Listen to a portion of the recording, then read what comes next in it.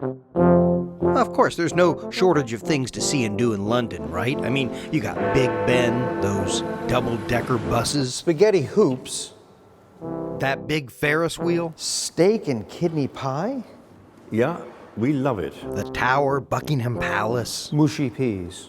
Mushy peas. But if you do run out of things to see and do, Black pudding, disgusting. go see Robert Opie. This is probably the deepest look at branding in the world.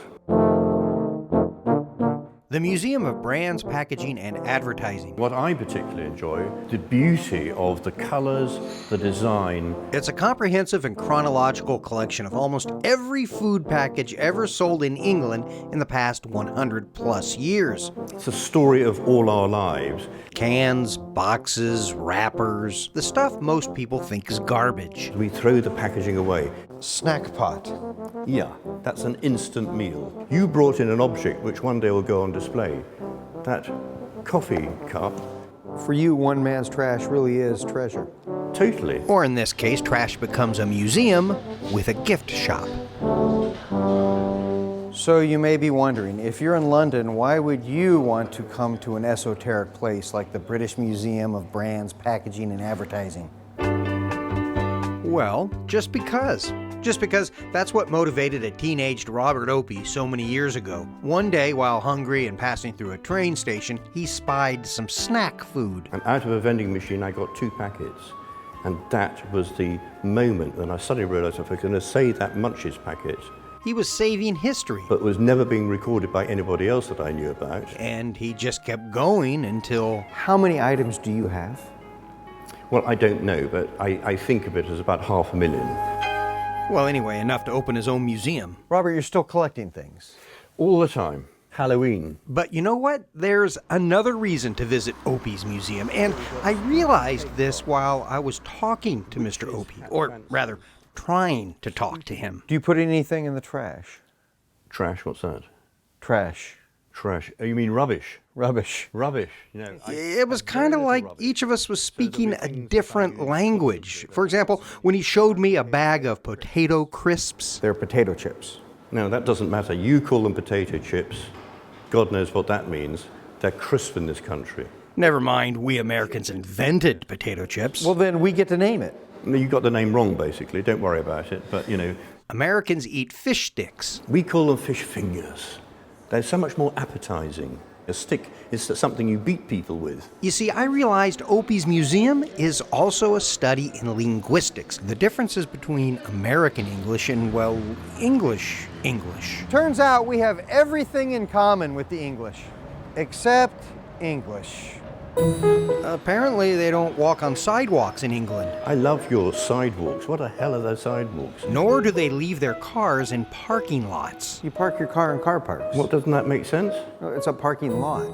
What's the point of that? And the British don't eat cookies either. No, they're biscuits, because they've been cooked twice. I don't know where the cookie business came from. What is mushroom ketchup? And so it went. Well, it's ketchup made from mushrooms, believe it or not, as opposed to tomato ketchup. Tomato. No, tomato. You're in Britain now. You have to accept the British rules of language. Can I go through your fridge? Feel free. So I decided to look into this a little further. Tomato sauce. Tomato. No. Can barely understand you when you say that. I went to Tony Thorne's house. This is my slang dictionary, and it's the 4th edition. The first Thorne edition- is a noted linguist and author at London's King's College. The geezer we got was a total cowboy. But first he wanted to tell me a story about something that happened earlier that day. It was a bish bash bosh. He was having a bobble, and I was gobsmacked when I saw what he'd done. All he was interested in was the dosh. What the hell are you saying? Even a linguist couldn't clear things up for me. An elevator is a... Lift, A TV set is a telly, a vacuum cleaner is a... Hoover. Oh, can I use your loo? It's a bathroom. No, it isn't. You guys invented the English language. How did you manage to screw it all up? Well, we don't see it like that.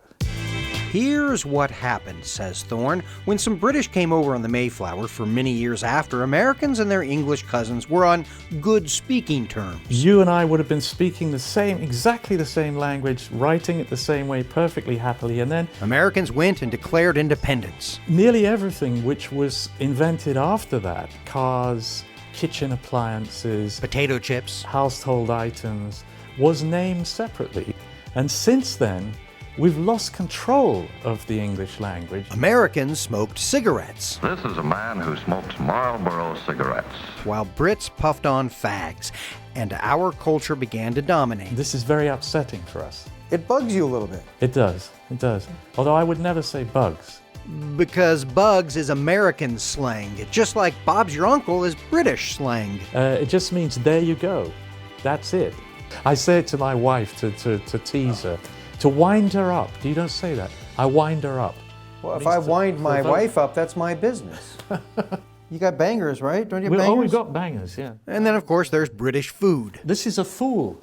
Have you ever enjoyed a good spotted dick? It's a type of dessert, Have you ever seen one? Kidney soup.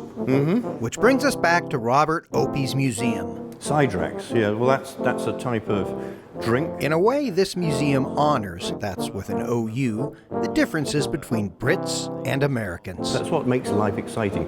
If everybody chose to speak the same language, how boring that would be. What we love is that difference. We've noticed that you've always been driving on the wrong side of the road, and we've never understood that. Doesn't make any sense to me at all. Hey everybody, I hope you enjoyed The Travel Jerk, and I hope you subscribe to our channel, Amazing Gravy, so you can catch all the great content, wherein we will be adding more Travel Jerk episodes to the playlist. You can also get content on Instagram, Twitter, and the Facebooks. Thank you, Internet. This is what my career has come to. Sitting alone in my backyard, talking to a camera with nobody behind me.